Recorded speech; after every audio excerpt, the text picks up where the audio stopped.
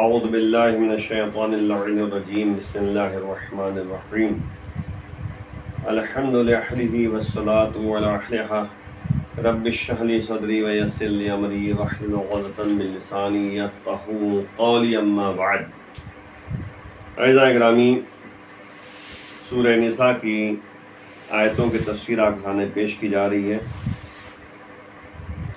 اور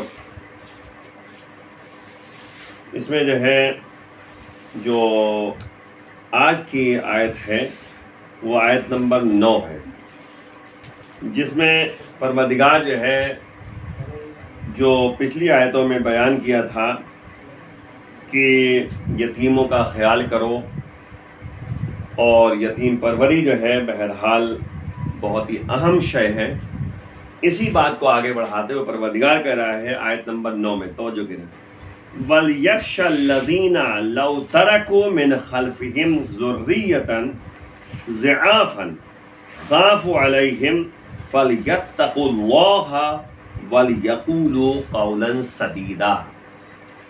توجہ کریں پہلے، اور ان لوگوں کو اس بات سے ڈرنا چاہیے۔ ان لوگوں سے مراد کون ہے؟ جو سرپرست حضرات ہیں، اولیاء، سرپرست جو یتیم پروری کر رہے ہیں، یتیموں کی سرپرستی کر رہے ہیں، ان کے بارے میں ان لوگوں کو اس بات سے ڈرنا چاہیے کہ اگر وہ خود اپنے بعد ضعیف و ناتوان اولاد چھوڑ جاتے یا چھوڑ کر جائیں تو کس قدر پریشان ہوتے ہیں یہ یا ہوئیں گے۔ لہذا خدا سے ڈریں اور سیدھی سیدھی اور مضبوط اور نرمی سے گفتگو کرتے رہیں۔ دیکھیں، دو باتوں کی طرف توجہ دلائی جا رہی ہے۔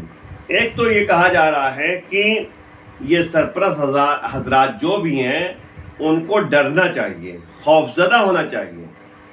اس سے خوفزدہ ہونا چاہیے کہ اگر وہ اس دنیا سے چلے جائیں گے تو ان کے بعد جو بچے اس دنیا میں رہیں گے، جو یتیم بچے ہیں، اگر وہ ناتوان اور ضعیف یعنی رہ گئے اور اب باپ اس دنیا چلا گیا، تو اس سے ڈریں کہ کہیں ان کے ساتھ بھی وہی پریشانی لاحق نہ ہو جائے، اور ان یتیم بچوں سے یعنی نرمی سے باتیں کریں، سیدھی سیدھی گفتگو کریں، یعنی سخت لہجے میں گفتگو نہ کریں، کیونکہ جیسا انسان اس دنیا میں کرتا ہے اللہ پہلے اس کو اسی دنیا میں دکھا دیتا ہے۔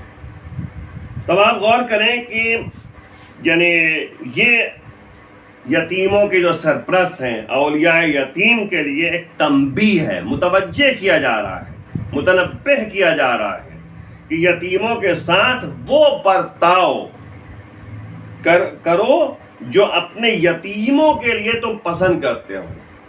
یعنی یہاں پہ ایک بات سامنے آتی ہے کہ جیسا تم دوسروں کے پسند کر رہے ہو، اپنے لیے پسند کر رہے ہو، ویسا دوسروں کے لیے پسند کرو۔ جیسا تم اپنے لیے پسند نہیں کرتے ویسا دوسروں کے لیے پسند نہ کرو۔ اگر آپ کو یہ پسند نہیں ہے کہ آپ کے بعد آپ کے بچوں کے ساتھ ظلم کیا جائے، آپ کے بچوں کا حق مارا جائے، تو پھر آپ دوسروں کا حق نہ ماریے، دوسروں کا حق پامال نہ کیجیے، ظلم نہ کیجیے۔ اسی لیے آپ دیکھیے، یعنی نہج البلاغہ میں یتیم پروری کے سلسلے میں مولا نے جو وصیت کی تھی، جب ضربت سر پہ لگی تھی تو مولا نے وصیت کی تھی باقاعدہ، کیا کہتا؟ واللہ اللہ فی الایتام فلا تغب افواہہم ولا یضیعوا بحضرتکم۔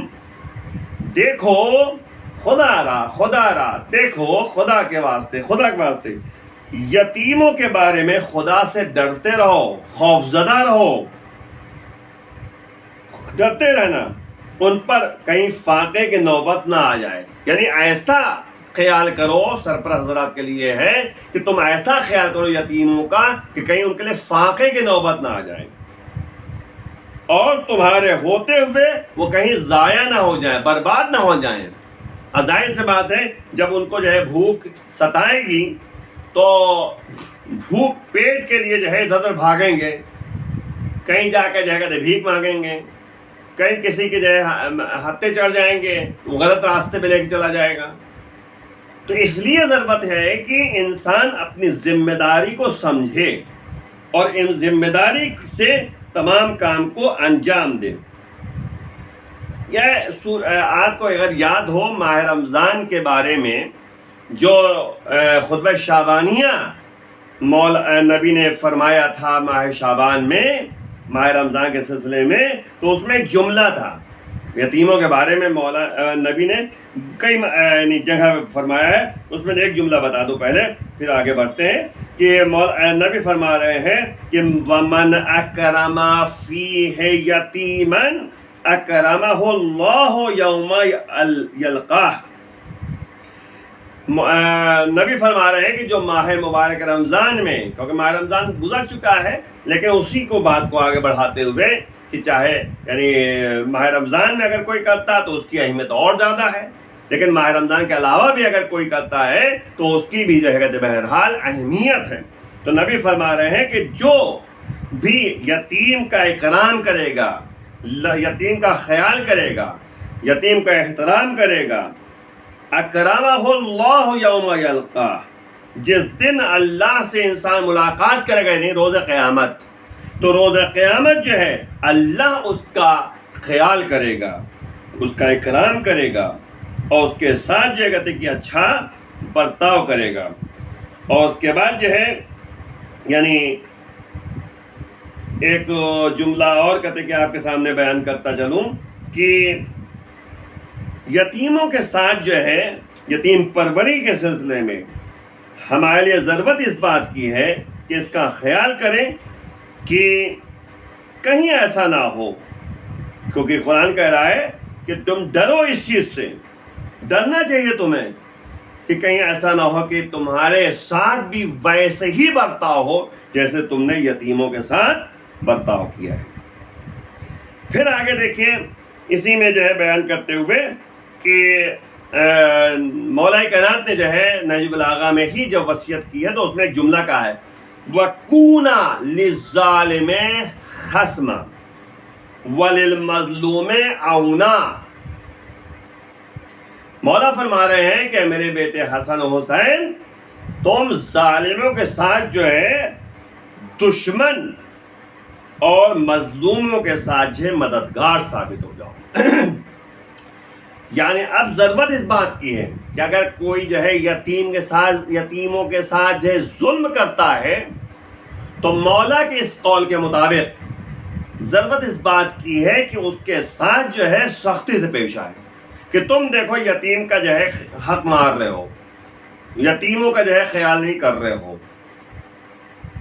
تو اسی لیے ضرورت اس بات کی ہے، نبی نے مولا فرما رہے ہیں نہج البلاغہ میں کہ کون للظالم خصما، ظالم کے لیے دشمن خصم بنو اور مظلوم کے لیے مددگار بن جاؤ. امام جعفر صادق علیہ السلام کا ارشاد گرامی ہے کہ خداوند متعال نے یتیموں کے مال کو کھانے والوں کے لیے 2 عذاب قرار دیا ہے. اللہ نے 2 عذاب قرار دیا ہے. دیکھیں یتیم کا مال کھانے والا اور یتیم کے اوپر ظلم کرنے والوں کے لیے اللہ نے 2 عذاب مقرر کیا ہے، ایک دنیا میں اور ایک آخرت میں. آخرت میں جو ہے اس کے لیے جہنم ہے، آخرت میں جو ہے اس کے لیے جو ہے دیکھیے بہرحال سزا ہے، قبر میں اس کے لیے سزا ہے آگ کے شعلے میں، اور دنیا میں مولا فرما رہے ہیں کہ دنیا میں بھی سزا ملے گا اس کو. قرآن کہتا ہے کہ یعنی اس سے انسان ڈرے کہ بچے اس کے باقی رہ جائیں اور جیسے اس نے یتیموں کے ساتھ برتاؤ کیا ہے ویسا برتاؤ اس کے یتیموں کے ساتھ کیا جائے. یعنی آپ غور کریں کہ انسان اگر جو ہے یتیموں پر ظلم کر رہا ہے تو اس کے مرنے کے بعد اس کے یتیموں پہ بھی ظلم کیا جائے گا. اب آپ غور کریں کتنا کہتے ہیں کہ اہم پہلو کی طرف اشارہ کیا جا رہا ہے. محمد ابن مسلم جو راوی ہیں، مولا کے صحابی ہیں، بہرحال جو ہے وہ دونوں اماموں میں سے کسی ایک امام سے نقل کرتے ہیں، کیونکہ یہ امام باقر علیہ السلام اور امام صادق علیہ السلام ان دونوں کے زمانے میں رہے ہیں اور دونوں سے روایتیں انہوں نے نقل کی ہیں. تو ان میں سے کسی ایک سے نقل کیا ہے کہ فرمایا کہ کتنے مقدار مال جو ہے یتیم کا اگر کھا لے گا تو جہنم میں جائے گا. کتنا مقدار؟ زیادہ کھائے تو جائے گا، تھوڑا کھائے تو جائے گا. تو مولا نے فرمایا کہ 2 درہم، یعنی یہاں تک کہ اگر 2 درہم بھی کھائے گا تب بھی، یعنی اس زمانے کے لحاظ سے کم 2 درہم بھی اگر کھائے گا تب بھی جو ہے یتیموں کا مال اگر کھا لیا تو جہنم میں جائے گا. وہ آگ کے شعلے اس کو جو ہے اپنے اندر یعنی جلائیں گے، اپنے اندر رکھیں گے اور جلائیں گے اس کو. ایک اور روایت آپ کے ساتھ نقل کر جلدی صاحب کے سامنے تاکہ بات کو جو ہے واضح کیا جا سکے. امام جعفر صادق علیہ السلام کا ارشاد گرامی ہے، اور یعنی امام سے جو ہے ایک صحابی جو ہے نقل کرتا ہے، امام کا صحابی نقل کرتا ہے. کیا کہتا ہے کہ ایک دن جو ہے امام ششم نے یعنی چھٹے امام نے فرمایا کیا فرمایا کہ یعنی جو بھی کسی پر ظلم کرے، کسی پر بھی ظلم کرے، دیکھیں XYZ کی بات ہو رہی ہے، کوئی بھی شخص ہو کسی پر ظلم کرے، خداوند کسی کو اس پر مسلط کر دے گا، یعنی جو ظالم ہے اس پر بھی کسی کو مسلط کر دے گا. اچھا، کہ اس پر اور اس کے بچوں پر ظلم و ستم کرے. دیکھا آپ نے، اس پر بھی ظلم ہوگا، اس کے بچوں پر بھی ظلم ہوگا. میں نے تعجب کیا، دل میں سوچا، تعجب کیا میں نے، عجبا، یہ کیا بات ہے کہ باپ کی سزا جو ہے بیٹوں کو ملے. تعجب کیا کہ باپ ظالم تو بچوں کو اس کی سزا بھگتنا پڑے، اس کا نتیجہ بھگتنا پڑے. یہ کیا بات ہے؟ تعجب کیا میں نے. تو اس سے پہلے کہ میں اپنے دل کی بات جو ہے امام کے سامنے ظاہر کرتا، امام نے فوراً جو ہے یہ آیت پڑھ دی کہ وَلْيَخْشَ الَّذِينَ لَوْ تَرَكُوا مِنْ خَلْفِهِمْ ذُرِّيَّةً ضِعَافًا خَافُوا عَلَيْهِمْ. یہ آیت جو ہے بیان کر دی کہ تم اگر جو ہے یتیموں کے ساتھ جو ہے ناانصافی کرو گے تو تمہارے یتیموں کے ساتھ بھی جو ہے ناانصافی ہوگی اور ظلم ستم ڈھایا جائے گا. اور اسی میں جو ہے کہا گیا کہ فَلْيَتَّقُوا اللَّهَ، تم جو ہے اللہ سے ڈرو، یعنی اس کو چاہیے کہ اللہ سے ڈرے. کس سے؟ اللہ سے ڈرے بھائی، خوف زدہ رہے، پرہیزگار بنے. کیونکہ یتیم کوئی بھی کام کرے گا تو اگر خوف خدا ہے تو انسان اس سے یعنی غلط کام سے پرہیز کرے گا. یہ ایک اہم پہلو ہے جس کی طرف توجہ ہمیں کرنے کی ضرورت ہے. اور ظاہر سی بات ہے کہ یہ جو بات اپنی جگہ پہ جو ہے قرار دی گئی ہے کہ انسان جو ہے اتنی لالچ میں پڑ جاتا ہے دنیا میں کہ تھوڑی تھوڑی باتوں پہ جو ہے لڑتا ہے، ظلمن جو ہے حاصل کرتا ہے. لیکن جائے گا تو اس دنیا سے کیسے جائے گا؟ خالی ہاتھ جائے گا، خالی ہاتھ اس دنیا سے جائے گا. یہ تھوڑی نا مطلب ہے کہ جو ہے کسی کو اپنے ساتھ لے کے جائے گا یا کسی مال کو اپنے ساتھ لے کے جائے گا. میں نے اس دن بتایا تھا کہ آیا تھا تو خالی ہاتھ آیا تھا، جائے گا تو اپنے ساتھ پھر کفن لے کے جائے گا دنیا کے لحاظ سے. لیکن مین چیز ہے اعمال ہے کہ کیسا تم نے برتاؤ کیا ہے. میں نے ایک جملہ جو ہے عام طور پہ کہتا ہوں کہ یتیم پروری جو ہے بہت اہم چیز ہے. انسان کے گھروں میں برکتیں اور رحمتیں جو ہے نازل ہوتی ہیں، اور اللہ امتحان لیتا ہے، پیسہ دے کر بھی امتحان لیتا ہے، پیسہ لے کر بھی امتحان لیتا ہے. تو جن کا پیسہ ہے اس کا دھیان رکھیں، یہ نہ سوچے کہ پیسہ بہت ہے تو ہم جو چاہیں وہ کرتے رہیں. نہیں، باقاعدہ اس کا دھیان رکھنا چاہیے کہ کیسے. یہ ہم نے بتایا نا کہ مولا کائنات جو ہے یتیم پروری کرتے تھے، یتیم پروری، یتیموں کا خیال کرتے تھے، مسکینوں کا خیال کرتے تھے. تو اس لیے جو ہے اس کا دھیان رکھنا چاہیے. اور اس کے بعد جو ہے سب سے اہم مسئلہ یہ ہے کہ خدا کا خوف، فَلْيَتَّقُوا اللَّهَ، تقوی الہی اختیار کرو، ڈرو. جس طرح سے قرآن میں یہاں پہ اور ارشاد ہوتا ہے کہ یا ایھا الذین آمنوا، اے ایمان والو، اتقوا اللہ وکونوا مع الصادقین. اے ایمان والو تقوی الہی اختیار کرو اور سچوں کے ساتھ ہو جاؤ، سچوں کے ساتھ ہو جاؤ. اور یہاں پہ جو ہے بیان کیا جا رہا ہے کہ وَلْيَقُولُوا قَوْلًا سَدِيدًا، اور سیدھی سیدھی باتیں کرو، زیادہ کہتے ہیں الجھاؤ نہیں، بچوں کے درمیان یتیم بچوں کو جو ہے الجھاؤ نہیں کسی بات میں، سیدھی سیدھی بات کرو، انصاف کے ساتھ، عدل و انصاف کے ساتھ برتاؤ کرو۔ پراپرٹی میں اگر جو ہے کہتے ہیں کہ یتیموں کا حصہ ہے تو اسے دے دو، ان کے ساتھ جو ہے اچھا برتاؤ کرو، یہ نہیں کہ جھڑک دو، جھڑکنا نہیں ہے۔